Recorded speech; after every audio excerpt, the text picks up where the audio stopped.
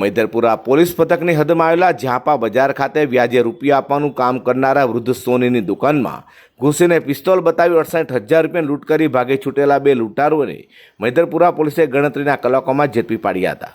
લૂંટારુઓ વૃદ્ધને બાંધીને મારમારી લૂંટ કરી ભાગી છૂટ્યા હતા. હાલ તો મૈદરપુરા પોલીસે લૂંટારુઓને ઝડપી પાડી સળિયા પાછળ ધકેલી દીધા છે.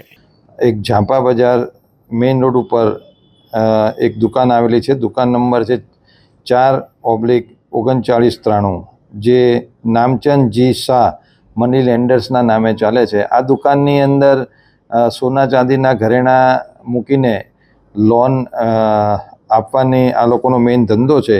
આ દુકાનની અંદર એક કીર્તિલાલ બાબુલાલ શાહ, જેમની ઉંમર 78 વર્ષ છે, જેમની સાથે એક લૂંટનો બનાવ તારીખ 27/7/2024ના રોજ બપોરે 2 વાગે બનેલો હતો. આ બનાવની વિગત એવી હતી કે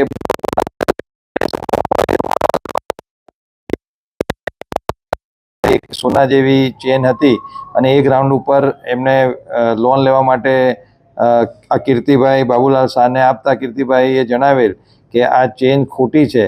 આ વાતચીત દરમિયાન આ ઈસમોએ આ કીર્તિલાલ બાબુલાલ શાહને ધક્કો મારી પાડી દીધેલ અને દુકાનમાં આવી એના મોઢે રૂમાલ બાંધી દીધેલ.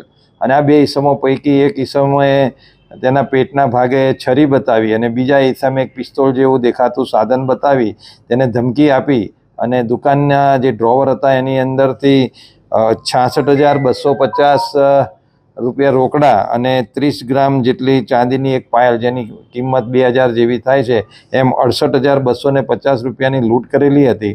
આની ફરિયાદ જ્યારે મૈદરપુરા પોલીસ સ્ટેશન પાસે આવી ત્યારે ગુનાની ગંભીરતા જોઈ તરત જ મૈદરપુરા પોલીસ સ્ટેશનની ટીમ કામે લાગી ગઈ હતી અને મૈદરપુરા પોલીસ સ્ટેશનના હેડ કોન્સ્ટેબલ દિલીપ કાંતિભાઈ અને પોલીસ કોન્સ્ટેબલ દેવાંગભાઈ નારણભાઈને એક સ્પેસિફિક માહિતી મળેલ હતી અને એ માહિતીના આધારે પોલીસ બે ઈસમોની અટકાયત કરી છે. જેમાં ખાન ઇકબાલ ખાન પઠાણ, જે ભેસ્તાન ડિંડોલી ખાતેનો રહેવાસી છે, જેની ઉંમર 48 વર્ષ છે, અને બીજો સમીર સબીર સૈયદ, જેની ઉંમર 26 વર્ષ છે, જે સગ્રામપુરા તલાવડી અઠવા ખાતેનો રહેવાસી છે. આ બંને ઈસમોની ઘનિષ્ઠ પૂછપરછ પોલીસ દ્વારા કરતા બંને આ ગુનો કરેલો છે તે કબૂલેલું છે અને તેમની પાસેથી ગુનાના કામે વપરાયેલ છરો અને પિસ્તોલ જેવું દેખાતું એક ગેસ લાઇટર કબજે કરેલ છે અને એ સિવાય 37,000 રૂપિયા રોકડા પણ તેમની પાસેથી રિકવર કરેલા છે. બંને ઈસમોની અટકાયત કરી ફર્ધર રિમાન્ડની કાર્યવાહી ચાલુ છે અને આગળ જે કંઈ રિકવરી બાકી છે એના માટે પોલીસ પ્રયત્ન કરશે.